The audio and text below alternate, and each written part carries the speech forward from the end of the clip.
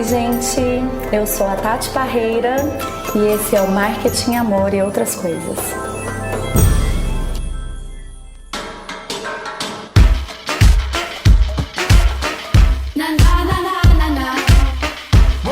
Ei, gente! Estamos aqui com mais um Marketing, Amor e Outras Coisas, o podcast para falarmos sobre a realidade vivida no trabalho e sobre como podemos nos realizar com mais qualidade, propósito e saúde nesse dia a dia corporativo. Muito obrigada a todas as pessoas que estão ouvindo, comentando, fazendo esse sucesso acontecer. Muito bom receber os comentários de vocês, as sugestões de novos temas, e a gente está aqui trabalhando com muito carinho para isso, tá bom? O tema desse podcast, infelizmente, é muito comum: relações abusivas no trabalho. Então, vamos falar sobre isso, pois o diálogo é sempre um bom caminho, né, para a solução. Se você já se sentiu, se sente agredido ou agredida de algum modo no trabalho, esse conteúdo pode contribuir com você. Eu sou a Tatiana Parreira, consultora sistêmica especializada em propósito, e hoje eu vou entrevistar a Ana Carolina Cotrim. Oi, Ana! Oi, Tati, tudo bem? Tudo bem, bem-vinda! Muito obrigada pela oportunidade de conversar sobre esse assunto tão importante. Eu que agradeço. A Ana é advogada, gente, agroambiental, professora universitária de graduação e pós-graduação, mestre em Direito com ênfase em Direito Ambiental. E ela veio bater esse papo com a gente para nos ajudar a entender um pouco melhor desse conteúdo, não só porque ela entende disso juridicamente, né, e pode dar para nós uma série de orientações de como lidar com esse conteúdo, mas porque já viveu também situações abusivas, e eu também já vivi, então a gente vai bater um papo sobre isso. Coisas que a gente já viveu e com as quais hoje a gente lida nas nossas carreiras. Existem vários tipos de relacionamentos abusivos. No trabalho, esse tema é tratado normalmente como assédio moral. Então eu vou ler aqui uma definição do que é considerado assim esse assédio moral, e a gente vai discutir um pouquinho sobre isso. Trata-se de uma conduta abusiva, adotada por palavras, gestos ou atitudes que intencional e frequentemente atinge a dignidade ou a integridade física e psíquica da vítima, ameaçando seu emprego e degradando o ambiente de trabalho. Ana, vamos esclarecer um pouquinho do que isso significa? Complicado, né, Tati? Demais. Essa definição de assédio moral, ela é uma definição extremamente ampla e vaga ao mesmo tempo. Quando a gente olha para a definição, o legislador ele tem a própria intenção de já deixar o tipo penal, ou seja, essa descrição do crime extremamente ampla, porque ele sabe que no dia a dia podem acontecer inúmeras situações que ele não seria capaz de enumerar. Então, quando a gente fala em assédio moral, a gente lê essa descrição, dela a gente pode tirar várias situações. Então, não existe uma lista em que a gente olhe para lá e veja quais são as atitudes que são consideradas como assédio moral. Mas dentro de todos esses elementos que vêm dentro do que a gente chama de tipo penal, ou seja, dessa descrição dessa conduta do assédio moral, a gente pode montar o que é entendido dentro do que acontece no dia a dia, se encaixa ou não como assédio moral. Lembrando, a sua definição foi de assédio moral. Nós temos várias outras condutas também tipificadas por lei, que o legislador, ou seja, aquela pessoa que cria leis, ela teve o cuidado de também trazer relações abusivas sexuais que aparecem no ambiente de trabalho, ameaças que aparecem no ambiente de trabalho. Então, ele trouxe também outros crimes dentro de outros contextos, mas que cabem muito bem ao contexto de trabalho, ao ambiente de trabalho. O que é extremamente importante e as pessoas têm um desconhecimento. Sim, e a ideia até desse podcast, eu e a Ana conversamos muito sobre esse tema, é trazer um pouco mais de esclarecimento para as pessoas, para a gente entender um pouco melhor desse assunto que muitas vezes gera constrangimento de falar disso, né? De conversar sobre isso. E as pessoas ficam se sentindo, às vezes, sem saber como lidar com esse assunto. E te ouvindo, né, sobre essa amplitude, é muito importante que a gente consiga, assim, trazer alguns elementos para as pessoas entenderem se realmente está acontecendo uma relação abusiva ou não. E o que eu entendi disso, até do conceito, é que precisa existir uma frequência. Então, não é assim, um dia uma pessoa deu uma má resposta no trabalho, aquilo já é um assédio moral, por exemplo. Mas uma frequência, uma recorrência de humilhações, de agressões que podem ser verbais ou psíquicas e que vão degradando o clima de trabalho, que vão degradando a relação no trabalho. Então, ali a gente entende que está acontecendo um assédio no sentido moral. Agora, no sentido sexual, como você estava me explicando aqui um pouquinho antes, uma vez, isso já é o crime configurado. Isso já é configurado, né? O crime. Sim. Voltando no assédio moral.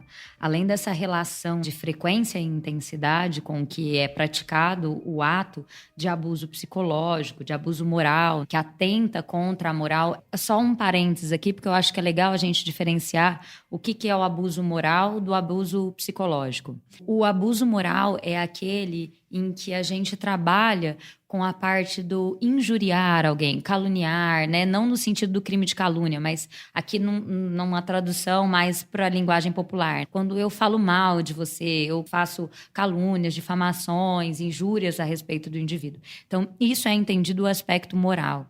O aspecto psicológico são atos de pressão psicológica sobre o indivíduo, mas que não tem a ver com uma injúria, com ser pejorativo ou falar a respeito do indivíduo, sobre condutas éticas, morais, ou até mesmo condutas do dia a dia, da vida pessoal do indivíduo. Como hoje em dia, o que nota-se mais são as questões de gênero, e aí nós temos orientação, né, sexual e o fato de ser mulher. Então, esses aspectos, eles acabam aí recobrando sobre uma parte mais moral, sobre uma injúria sobre a pessoa, do que propriamente sobre um aspecto psicológico. E no aspecto psicológico a gente entra aí até com a questão do gaslight. Sim, né? Que é esse jeito de fazer que vai confundindo a pessoa e aí a vítima fica sem saber se ela tá errada, se ela não tá errada, só fica com a sensação de estar humilhada, com uma sensação de ser agredida, mas não consegue checar na realidade se aquilo aconteceu ou não.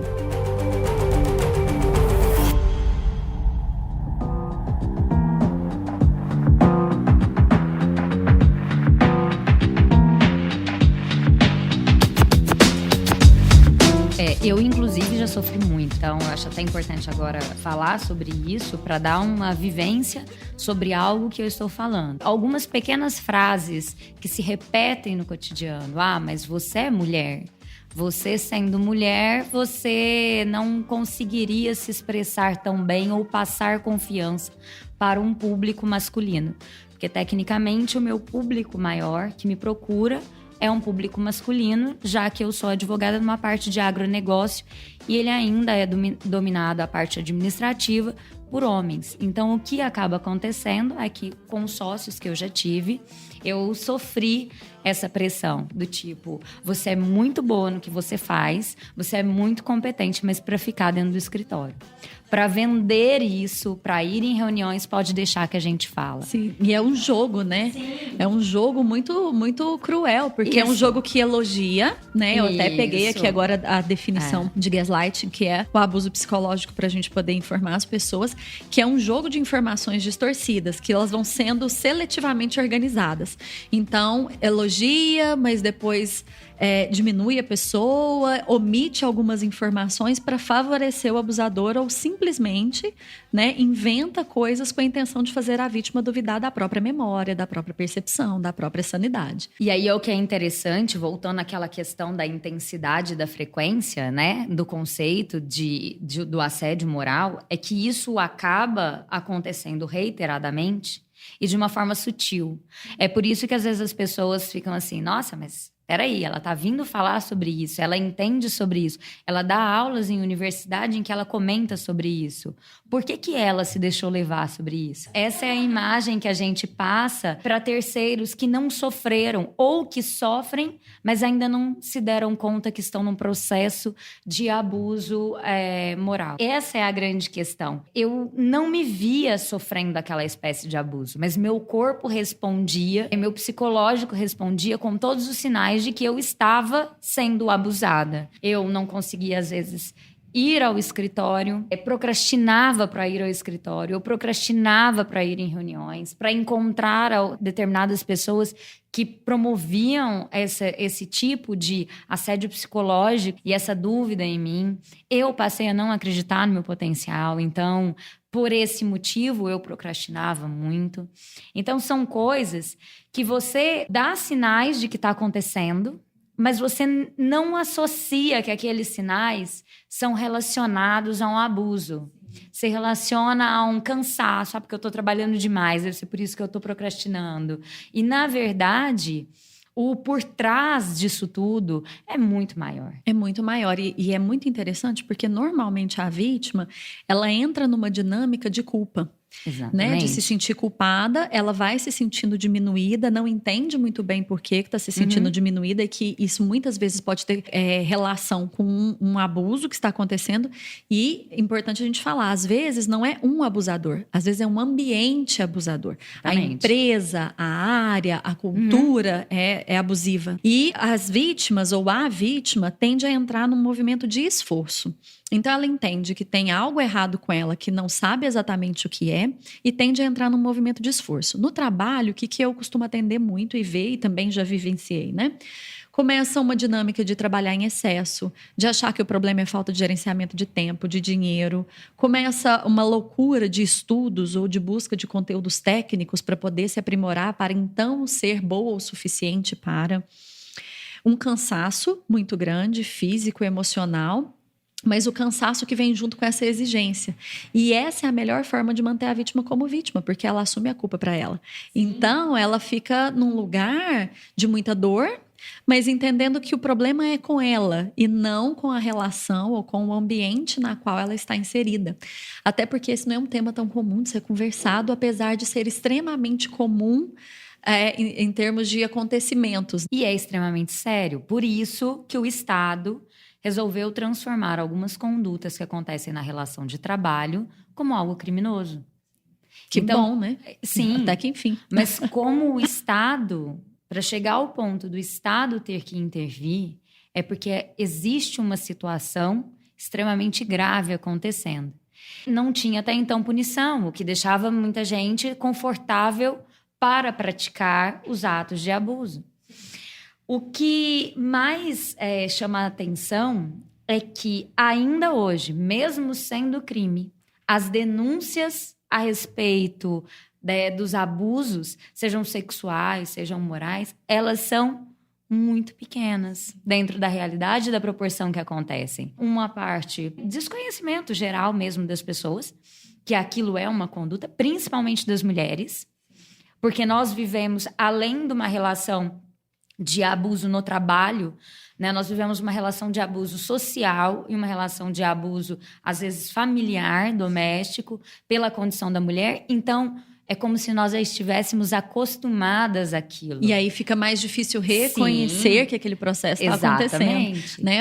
O comentário que você fez foi muito legal, porque foi a mesma coisa que até eu pensei sobre mim. Gente, mas eu trabalho já há tantos anos, estudo, né, processos terapêuticos, autoconhecimento, etc.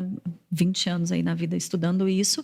Como que eu me vi em situações abusivas, né? Tanto no trabalho ou em outras relações. Mas tem a ver com essa dinâmica de reconhecimento interno de que aquela relação é abusiva. E isso, às vezes, leva um tempo, né, de entendimento que aquela relação é abusiva e que ela não precisa existir. Exatamente. Né? Mas o que é interessante também comentar é que esses números são muito baixos, né, números de denúncias, porque a vítima que tem que fazer a denúncia. Ou se a vítima não faz a denúncia, quando existe um RH dentro de uma empresa. Mas aí nós estamos falando de empresas grandes. Nós não estamos falando de relações pequenas, do dia a dia, né? Do dia a dia, que é boa parte do cenário de trabalho brasileira. Sim, mais de 90% das empresas, 98, se não me engano, 98, 99% das empresas brasileiras são empresas de pequeno porte ou microempresas. Sim, e aí elas não têm um RH especializado. Aí quando você tem um RH especializado, qualquer pessoa percebendo a relação abusiva contra um determinado funcionário pode fazer denúncia, porque elas são denúncias anônimas. Mas caso contrário, isso não aconteça, nós ficamos à mercê da própria vítima. E a vítima sequer percebe que ela está sendo abusada. Muitas vezes ela sai do trabalho pelo descontentamento em relação ao trabalho. Dá a sensação de que, na verdade, trabalhar é ruim. Exatamente. Né? Que o trabalho é que é ruim. E não porque ela estava sofrendo uma relação de abuso que gerava essa necessidade de se livrar daquele ambiente ruim, daquele ambiente de mal-estar para ela, né?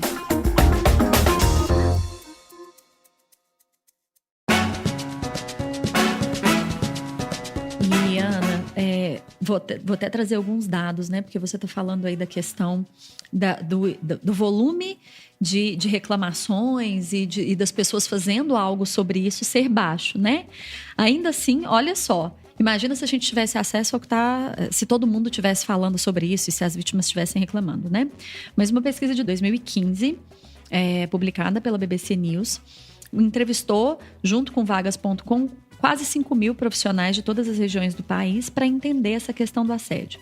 52% disseram ter sido vítimas de assédio sexual e moral e, entre quem não passou por essa situação, 34% já haviam presenciado um episódio de abuso.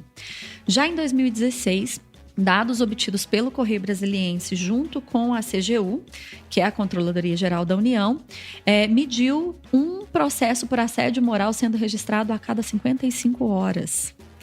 E já em 2019, numa pesquisa publicada pela Exame, um canal aberto por grandes empresas no Brasil para denúncias de corrupção registrou, na verdade, o maior número de reclamações ligadas a assédio moral, sexual e preconceito. Então, foi um levantamento feito por uma filial brasileira de consultoria americana, né, focada em ética e compliance, uma empresa que administra esse canal de denúncia para 322 grandes empresas no nosso país.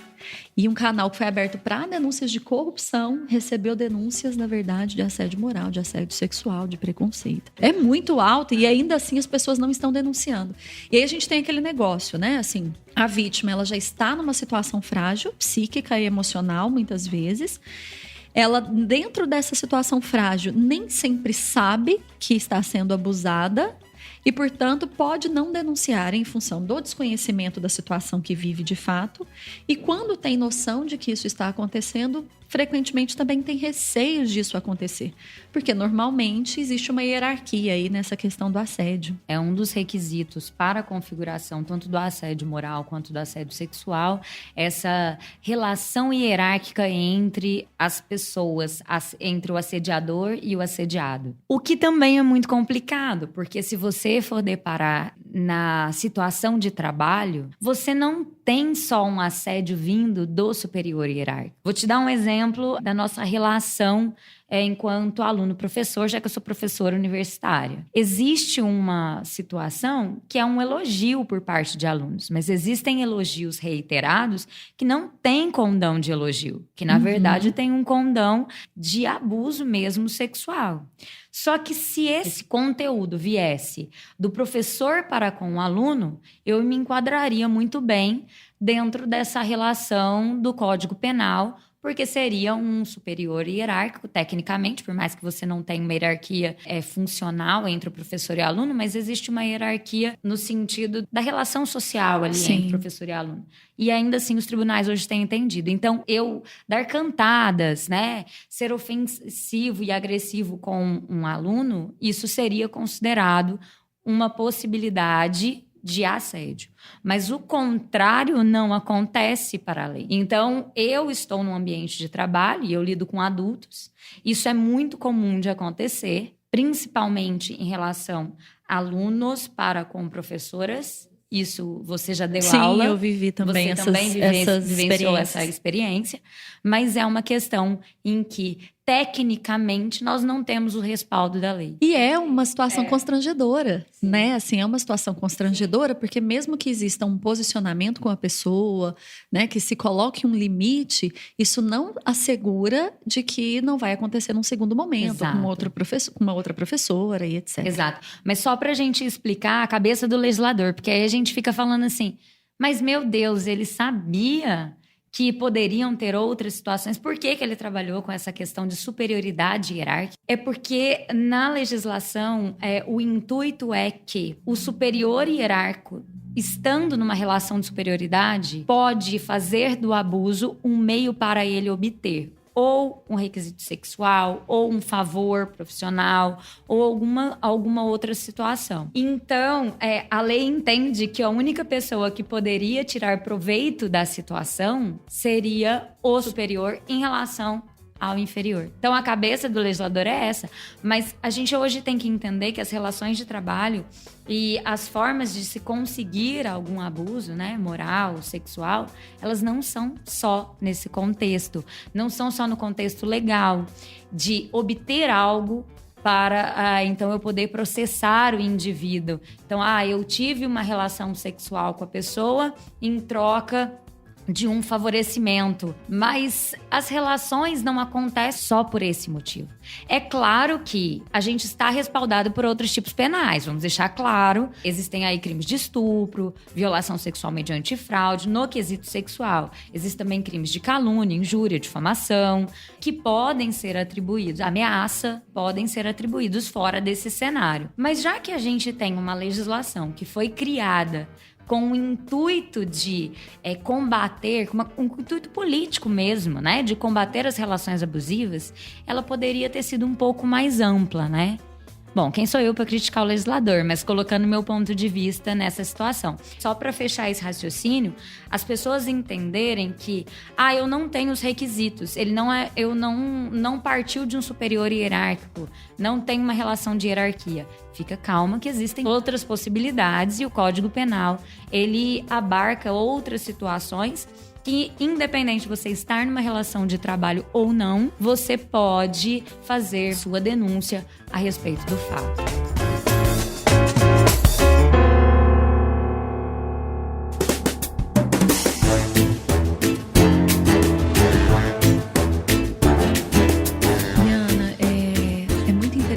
Porque existe um desconhecimento geral a respeito do tema, porque inclusive essa discussão é uma discussão nova. Sim. Né? Eu trouxe alguns dados aqui de coisas boas que já estão acontecendo pra gente falar.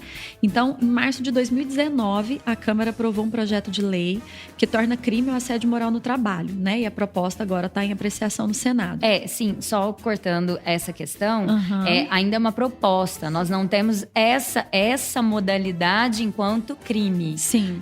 O que nós temos são outros crimes que a gente interpreta dentro daquele conceito que você leu, que é um conceito legal, né? Uma interpretação legal de assédio moral. E aí a gente vai encaixando esses vários crimes dentro das relações de trabalho. Sim, e eu trouxe isso, né, da Câmara ter aprovado, né, e também da Organização Internacional do Trabalho, que adotou o primeiro Tratado Internacional sobre Violência e Assédio Moral no Trabalho, agora em junho de 2019. São coisas boas, mas que ainda são o início de uma organização disso, mais das tratativas para esse tema com mais afinco, digamos assim. É como se, assim, a percepção que eu tive quando eu fui lendo sobre esse tema para me preparar para nossa conversa foi que a gente ainda está no início dessas discussões. Assim, há algumas décadas isso era algo considerado normal, né? Um superior tratar mal um subordinado, ou as pessoas se tratarem mal dentro do ambiente de trabalho, ou isso fazer parte do ambiente corporativo. E agora essa discussão começou a aquecer e a gente começou a entender que, peraí, tem alguma coisa errada acontecendo. Ir trabalhar ou estar dentro de uma comunidade de trabalho, que é onde a gente passa a maior parte do nosso tempo, inclusive, não pode ser algo que me maltrata. Tem alguma coisa errada acontecendo aí. E a gente vê iniciativas já acontecendo no sentido de discutir a questão e de proteger as pessoas nesse sentido. Mas parece que está no começo. O processo disso virá, de fato, uma melhora das relações nos ambientes corporativos. Assim, como é que você vê isso? Vamos focar aqui na questão dos tratados internacionais, já que eu comentei a respeito do crime, né, que ainda não existe esse tipo específico para a responsabilização penal, existem outros que a gente encaixa, Mas vamos focar agora na questão dos tratados internacionais. Quando a gente olha os tratados internacionais, eles são muito importantes, porque a gente percebe que vem uma reação global. Então, o mundo inteiro, globalizado, começa a se preocupar com um assunto. Então, isso não é um problema só do Brasil, isso é um problema geral. Estamos discutindo isso no mundo. Estamos discutindo isso no mundo. Só trazendo um dado, em 2012, nós já trazíamos como uma questão de ambiente sustentável, né? Não só do ponto de vista ambiental, mas do ponto de vista de qualidade de vida, esse respeito nas condições de trabalho. Então, quando a gente trouxe quais eram os objetivos do milênio, ou seja, desse resto aqui que estamos vivendo, né, de 2012 até 2030, que é o prazo que eles contam, nós tínhamos que combater em cada um dos países que são membros das Organizações das Nações Unidas, a ONU, as diferenças no ambiente de trabalho, e não só as diferenças, mas os desrespeitos dentro das relações de trabalho.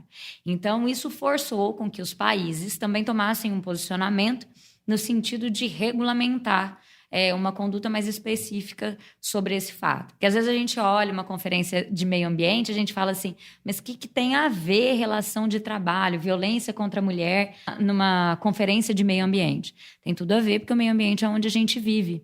E por isso a gente trabalha o chamado desenvolvimento sustentável, que é para ter qualidade de vida. Então, basicamente, essas reuniões, que foi da onde surgiu esse pontapé mais recente sobre essa movimentação global, sobre essa qualidade no ambiente de trabalho, é porque não se consegue ter qualidade de vida se o ambiente de trabalho, se o meio de trabalho, ele não está apto a fornecer uma saúde mental, uma saúde física favorável para o trabalhador.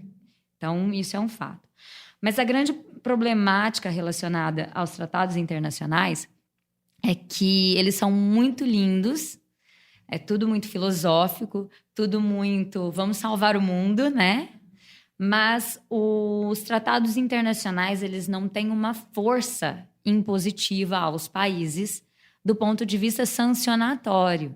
Então, o que acontece é que os países, muitas vezes, vão a reuniões, assumem responsabilidades naquele momento, mas eles não convertem essas responsabilidades assumidas internacionalmente em diretrizes internas. Então, em leis internas que vão efetivamente sancionar essas pessoas que estão praticando. Eles não têm essa obrigação. Então, por mais que eu vou lá, eu participo de uma reunião global, assumo uma responsabilidade, chega no meu país, eu posso ou não tomar a providência de manter o que eu assumi. A gente até chama isso de soft law. Então, são leis de conteúdo frágil, os tratados internacionais. Isso gera uma insegurança muito grande do ponto de vista que, por mais que a gente fale, o Brasil assumiu um tratado internacional, o Brasil ratificou um tratado internacional, eu, particularmente, só crio uma esperança a partir do momento que ele assinou aquilo e que ele transforma isso em regramentos internos para efetivamente cumprir o que ele assinou. Ou seja, a gente ainda tem um longo caminho pela frente. Muito longo. Né? E para quem está ouvindo a gente, o convite para a Ana veio em função de vários conteúdos que a gente já trocou e conversas e de vivências pessoais, que a gente queria muito compartilhar com as pessoas esse tema para ajudar as pessoas a identificarem esse sofrimento, né, de um possível abuso e de como é possível lidar com isso e de como é possível se resguardar em função disso. Então, assim, gente, coisa 1, se você está sofrendo no seu trabalho, se existe um sofrimento acontecendo, mesmo que não seja clara a origem desse sofrimento, não, isto não é normal, tá bom? O normal é a gente ir trabalhar com prazer, com alegria, e sim, dá trabalho, a gente se cansa fazendo as coisas, mas não é normal um movimento no trabalho de sofrimento. Então, isso é um aspecto que fiquem atentos a isso.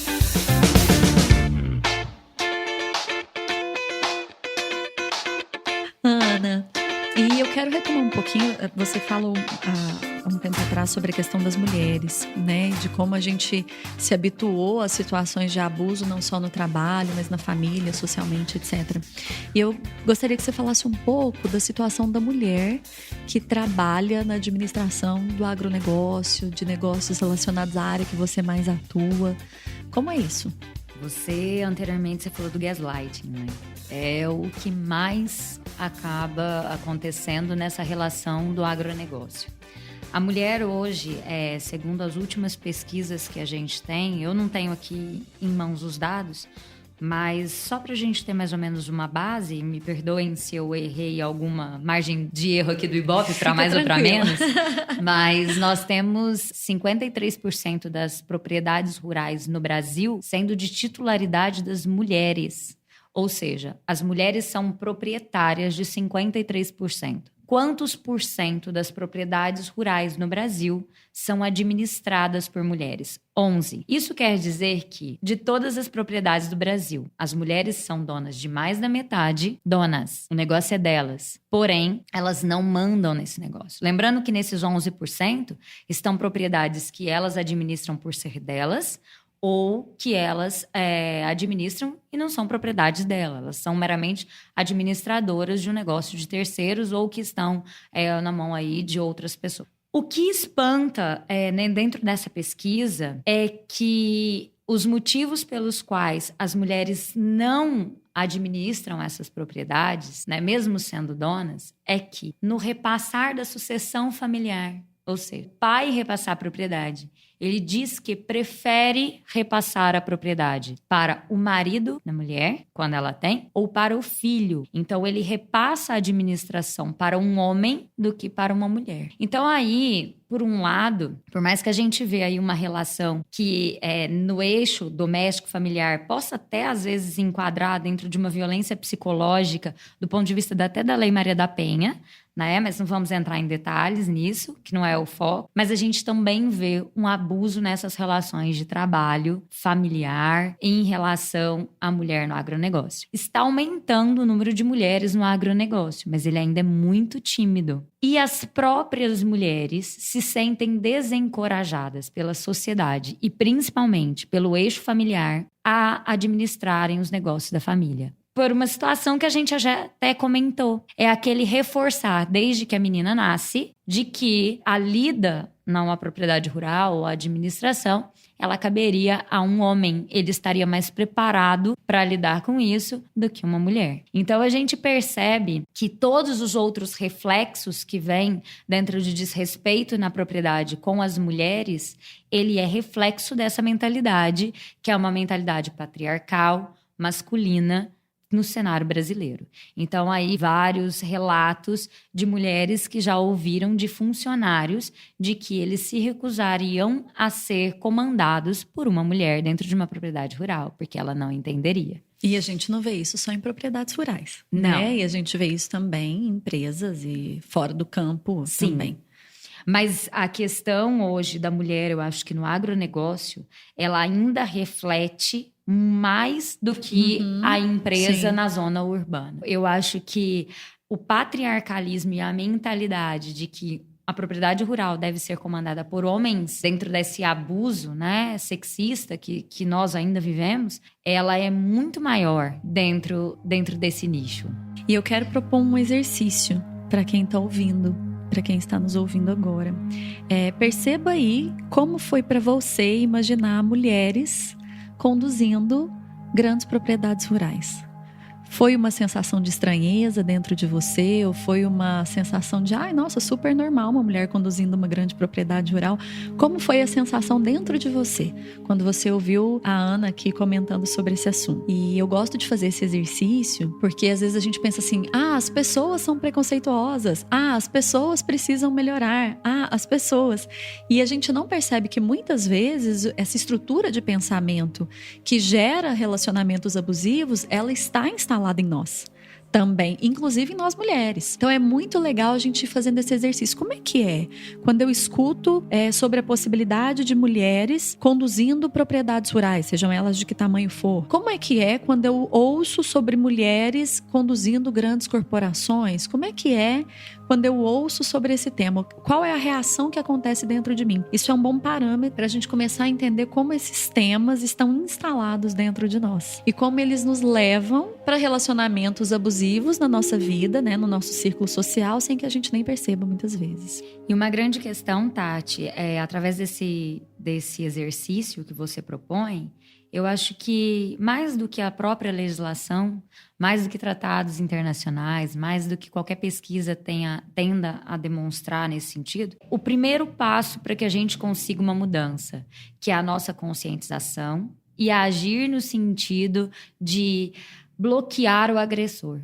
Porque muitas vezes o que eu percebi na prática e percebo, não só comigo, mas com pessoas que chegam, né, até o escritório ou casos que eu fico sabendo, é que às vezes o agressor não sabe ou não percebe muitas vezes que a conduta dele é uma conduta agressiva.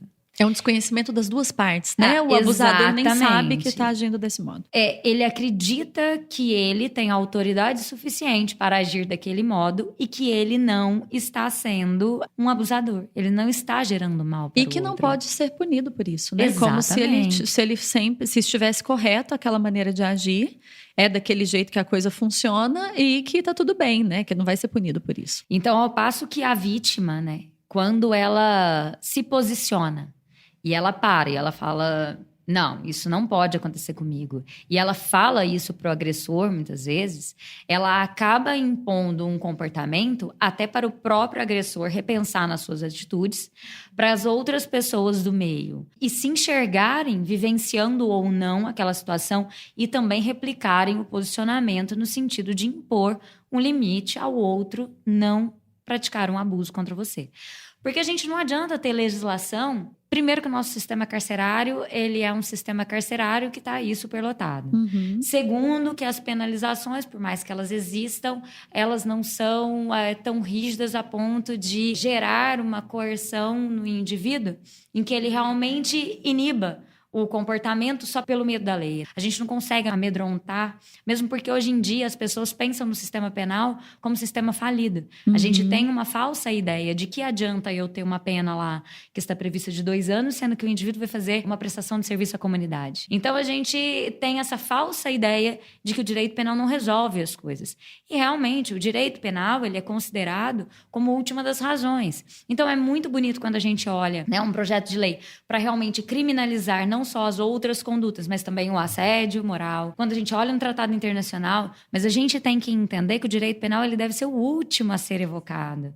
A nossa postura, o nosso posicionamento é o primeiro passo para a gente mudar. Exatamente, Ana. E aí entra o famoso não, que na nossa cultura não é tão bem visto, né? A pessoa fala não, a pessoa coloca limite. Existe uma coisa cultural, especialmente nos ambientes corporativos, de ser agradável, estar sempre disponível e as pessoas terem essa dificuldade de estabelecer um limite com clareza. Então é muito comum que esse limite venha quando já ultrapassou todas as possibilidades, a pessoa já chegou no nível que ela tem que estabelecer um limite para questão de sobrevivência ali, né? Mas aí eu te faço uma pergunta, algo que eu fico pensando. Muitas vezes a pessoa suporta essa situação por medo do desemprego.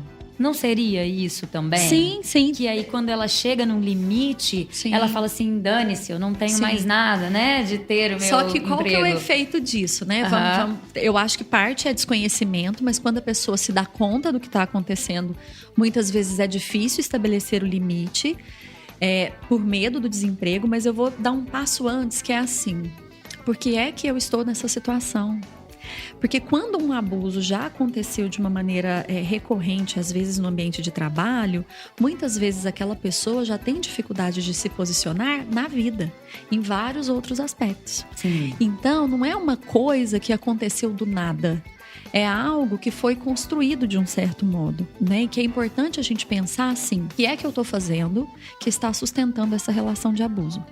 Qual é a minha parte nisso? Então, que é o que você está falando. Olha, se eu estou vítima de uma situação de abuso, então eu preciso colocar o limite. Colocar o limite é uma parte do processo. A parte talvez mais desafiadora é sustentar o limite. Porque a sustentação do limite, ela passa por uma construção de força interna. De saber que aquele limite está estabelecido e que ele não vai ser ultrapassado. Isso do ponto de vista de quem está vítima de uma situação de abuso. Mas colocar o limite, vamos supor que é uma situação no trabalho com um líder abusivo. Colocar o limite não significa que esse líder vai mudar o comportamento. E aí sim, talvez eu precise buscar uma outra empresa para trabalhar, tomar uma outra providência, etc. Mas é muito importante que quem se sente numa situação como vítima de um abuso compreenda a necessidade de desenvolver essa força interna para dar o limite. E é muito comum que quando a gente dá limite, a primeira vez que a gente faz isso, a gente entra num estado de culpa. De, mas agora será que eu vou ser demitido? Mas agora será que meu líder vai me excluir? Mas nossa, como as pessoas na empresa vão pensar sobre isso? Porque às vezes aquela cultura abusiva está estabelecida ali. Então, quem se sente nesse lugar, fique atento a isso. Você pode estabelecer limites, você pode sustentar os limites que você estabeleceu, porque não significa que a gente estabeleceu o limite uma vez vai ser suficiente. Dependendo da relação, a gente vai ter que sustentar esse limite por um tempo, porque a pessoa vai te testar. Sim. Certo? E aí você que está estabelecendo esse limite e se posicionando, vai precisar construir essa força interna. Não só para que essa relação deixe de ser abusiva, mas para que outras relações abusivas não tenham condições de se instalar na sua vida. Então eu acho que é importante ter essa clareza de que é um processo. Porque muitas vezes a gente acha que é só falar assim, vou falar um não aqui pra essa pessoa que tá num relacionamento abusivo comigo e aquilo vai resolver. É um processo. Como foi um processo para que a relação se tornasse abusiva, vai ser um processo para que essa relação fique mais adulta e mais assertiva. E a gente entender até quando é possível, porque tem casos em que realmente o líder, ou seja lá quem for que estiver abusando, não vai entender, não vai querer se desenvolver, não vai querer estar numa relação mais saudável. E quem é vítima, né, e que está se posicionando, vai ter que entender que tanto que está disposta a aturar isso ou não. E é claro que além de fazer esse limite, né, dessa imposição de limite, a pessoa também pode procurar os outros meios cabíveis, né? Sim. Além da parte interna, a gente tem o exterior, o que ele pode fazer, né? Essa denúncia ao RH, num primeiro momento. Inclusive, pode ser feita através de denúncia anônima, né? No RH, não precisa ser especificamente a pessoa. Há também a possibilidade de denúncia no Ministério do Trabalho, em casos em que configura-se uma relação trabalhista. É claro que a gente sabe que tem muitas relações aí de trabalho que estão na informalidade, que também podem acontecer abusos. Então, aí a pessoa não acaba denunciando porque ela está no meio informal. Então, ela fica com essa porta aí fechada, nesse caso. Mas também tem todos os meios legais, tanto do campo de vista do direito civil, a gente não falou nisso, mas nas consequências até de indenização posterior, a depender de qual foi a extensão, né, desse dano gerado, a gente pode falar até em dano moral e indenização por dano moral a essa pessoa, e todos os caminhos penais aí, que nós temos vários crimes que podem recair tanto numa relação de trabalho ou até fora, né? Não consegui configurar os elementos do que está sendo descrito para, por exemplo, um assédio sexual no campo do trabalho. Mas você tem todos os outros aspectos dentro da legislação penal e outros crimes que também pode te conduzir. Então, aí é importante procurar uma delegacia mais próxima para que você faça essa denúncia, registre um boletim de ocorrência do que vem acontecendo. Lembrando as mulheres que, se na sua cidade tiver uma delegacia especializada de atendimento à mulher, por mais que não seja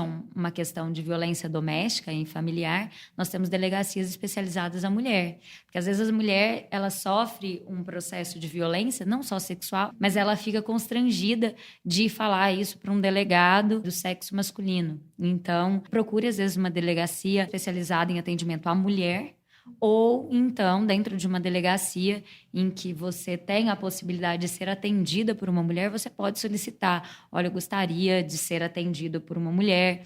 Verifique se há essa possibilidade para você ficar mais à vontade, né, de dizer a respeito do que vem acontecendo. Porque o que eu percebo nas pessoas com quem eu converso, principalmente do sexo feminino, é que essas mulheres sofrem mais violência de intuito sexual. Não estou falando que é a violência sexual, mas com o intuito sexual, do tipo cantada e outros elementos depreciativos, né, da mulher, do que outras formas em relação não só à competência dela. Então, ela sente mais à vontade, talvez, de dizer isso a uma mulher.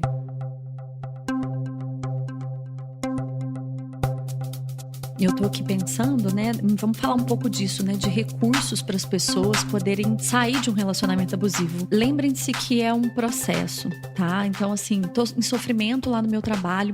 Eu fiquei pensando muito em empresas pequenininhas, né? Que às vezes não tem um RH, não tem alguém que cuide disso dentro da empresa. Ainda assim, você pode buscar ajuda. Então, algumas recomendações importantes que vão te ajudar a sair de um relacionamento abusivo, qualquer que seja ele. Primeiro, busque conhecimento. Busque conhecimento. Leia sobre isso. Busque conteúdo sobre isso. Porque o conteúdo, a gente buscar conhecimento, vai clareando na mente da gente o que está acontecendo e ajuda a gente a dar nome para as coisas que a gente está sentindo. Isso clareia o que está acontecendo na nossa vida. E busque ajuda, né? Existem uma série de profissionais que podem contribuir com você para que você faça esse fortalecimento interno e para que você faça as ações externas que precisam ser feitas. Então, a Ana deu uma série de orientações, mas eu recomendo também buscar um advogado, né? Assim, se você ficou com dúvida, ai, nossa, eu não sei direito como lidar com isso, assim, 2 profissionais que eu já indicaria de cara. Um terapeuta, para te ajudar nessa reconstrução interna do que está acontecendo, do que não está, do que é seu, do que é do outro, te ajudar nessa reconstrução interna de quem é você e de como você pode estabelecer limites para suas relações. E um advogado, para que você possa receber as orientações de como proceder e do que fazer. A Ana é minha advogada, então, assim, com ela eu aprendo muito sobre várias posturas e sobre várias formas de fazer, né, no meu dia a dia de trabalho e nas minhas conduções aqui, que são orientações que, se eu não tivesse uma profissional me orientando, dificilmente eu entenderia, né, o que está acontecendo na prática. Então é muito legal a gente ter a assessoria desses profissionais. Então, mesmo se você trabalha numa empresa pequena, que não tem um RH onde você possa fazer uma denúncia, ainda assim você pode buscar profissionais que possam te orientar. Então, busque ajuda. Comece a agir em direção ao que você quer construir na sua vida, porque vai ser um processo, mas é um processo que vale muito a pena. Só dando mais um toque às pessoas, porque às vezes elas falam, mas eu vou procurar um advogado, custa caro, né? Às vezes a pessoa não tem a verba para isso e ela acha mais um empecilho, mais um bloqueio para ela resolver essa situação. Esse não é o problema que você deve enfrentar, porque existem as defensorias públicas, existem as assistências judiciárias das universidades, existem nas cidades que não tem defensoria e não tem faculdade que ofereça uma assistência jurídica gratuita, também existem os advogados que são nomeados pela OAB para prestar esse atendimento à população carente. Então, não vamos usar essa questão também como um empecilho para você denunciar ou buscar seus direitos diante de uma situação de abuso nas relações de trabalho.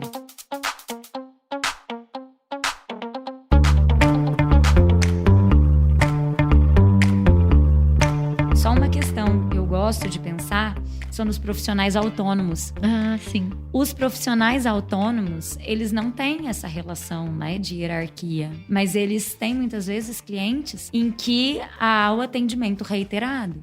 Nós, advogados, somos profissionais autônomos e nem todo advogado trabalha dentro de uma empresa e sofre o abuso pelos seus empregadores. Nós temos situações em que esse abuso pode vir do cliente. Eu falei anteriormente da questão aluno-professor, mas nós também temos relações de profissionais autônomos.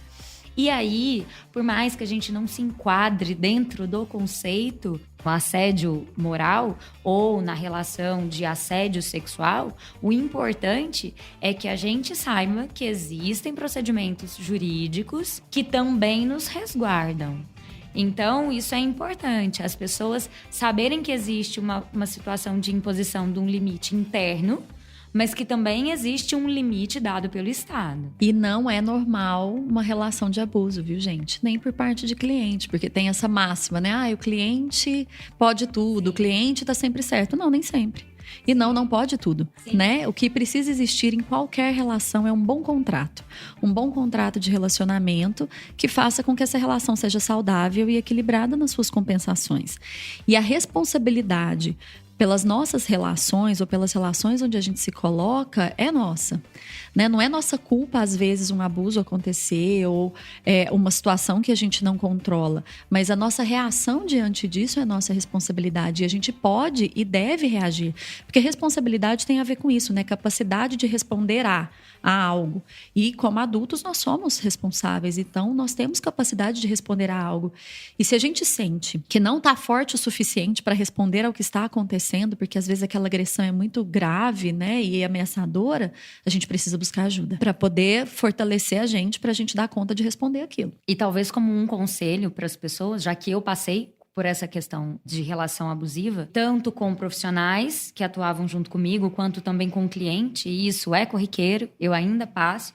A diferença é que hoje eu aprendi a me impor nessa situação. Mas talvez essas pessoas que estejam nos ouvindo e passando por uma situação semelhante, elas cheguem a pensar, mas se eu agir assim, será que eu vou ter novos clientes? Porque, afinal de contas, eu sou um profissional autônomo. Então, como profissional autônomo, eu dependo dos clientes para ter um rendimento X mensal, que geralmente já oscila muito. A questão é, no começo dá esse frio na barriga, a gente pensa várias vezes, eu vou me impor, mas eu vou perder o cliente? Porque se eu me impuser desta forma, pode ser que esse cliente nunca mais apareça. Nossa, mas eu vou abrir um parênteses para fazer uma pergunta aí.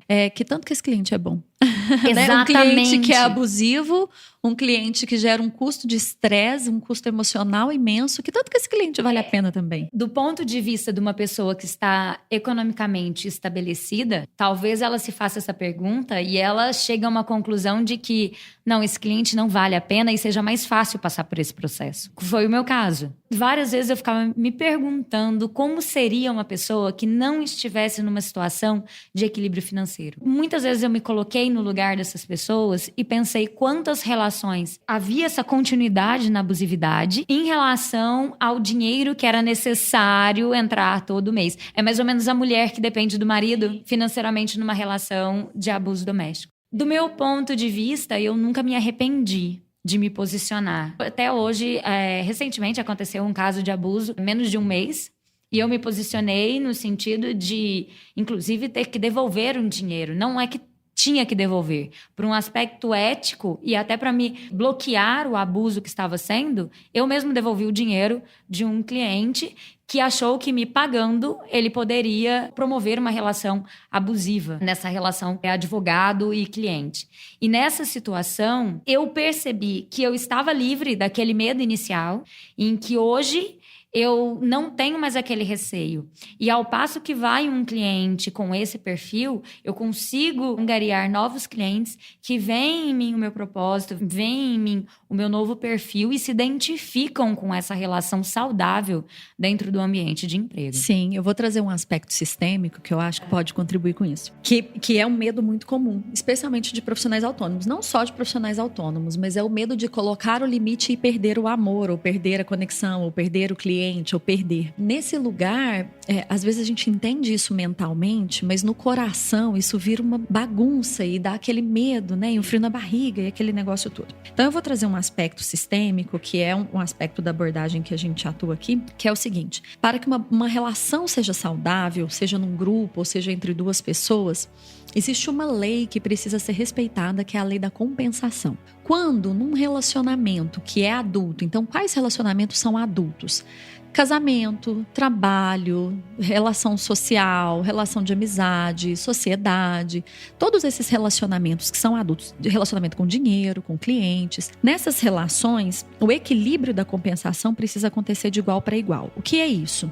Cada um dá o que tem e recebe o que precisa. Quando numa relação um dá pouco, mas recebe muito, que seria o cliente que está abusando, então ele quer muito, abusa, né, quer toda hora aquele trabalho, humilha o prestador de serviços e etc. O que ele está fazendo? Ele pagou um valor por um determinado serviço ou por um determinado trabalho, mas ele exige como se ele tivesse pagado por 5 coisas diferentes. Por exemplo, tá? Vou dar um exemplo mais simples. E aí essa exigência muitas vezes é agressiva. O que está acontecendo? Vai acontecendo um desequilíbrio na compensação. no qual o prestador de serviço oferece muito mais do que o que recebeu para oferecer. A tendência nessas relações é que o prestador de serviço fique cansado, com um nível de estresse emocional mesmo muito alto, né, de cansaço emocional muito alto, tenha dificuldade de concluir o trabalho, tenha a sensação de que está sendo de alguma forma abusado e o cliente tende a ir embora insatisfeito. Colocar toda a culpa do que funciona e do que não funciona no prestador de serviço. Então, parece algo difícil de acreditar num primeiro momento, porque é um processo, né? Como você comentou, Ana, foram alguns anos aí de trabalho para que isso chegasse nesse lugar. Mas isso tem a ver com posicionar enquanto profissional e também enquanto marca. Quando a gente consegue estabelecer essa posição de pode ir até aqui, a gente também começa a atrair clientes que estão dispostos a uma relação mais adulta. E isso depende da gente, não depende do cliente. Depende do profissional. Então, essa lei de compensação que vai equilibrar as relações em direção à saúde precisa ser respeitada. E para o profissional autônomo que tende a entrar em relacionamentos abusivos, qual que é o grande desafio? Se posicionar, ganhar dinheiro, fazer a coisa crescer.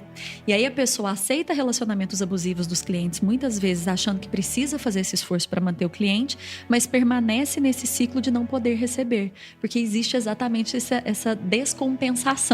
Dou mais do que recebo. Nesse lugar eu só atraio clientes que são abusadores. Então é uma lógica diferente da lógica que a gente vê no dia a dia de trabalho, mas é uma lógica interna que ajuda a gente a construir posições nas nossas relações que vão atrair relacionamentos mais saudáveis também para o nosso escritório, para aquilo que a gente quer desenvolver, né? Assim. E é um caminho sem volta, porque é um caminho sem volta, né? Pra gente concluir esse assunto. Graças a Deus, né? É um caminho sem volta, uma vez que você reconhece como vítima, e eu acho que isso é o ponto-chave, você se reconhecer enquanto vítima, sem vitimização.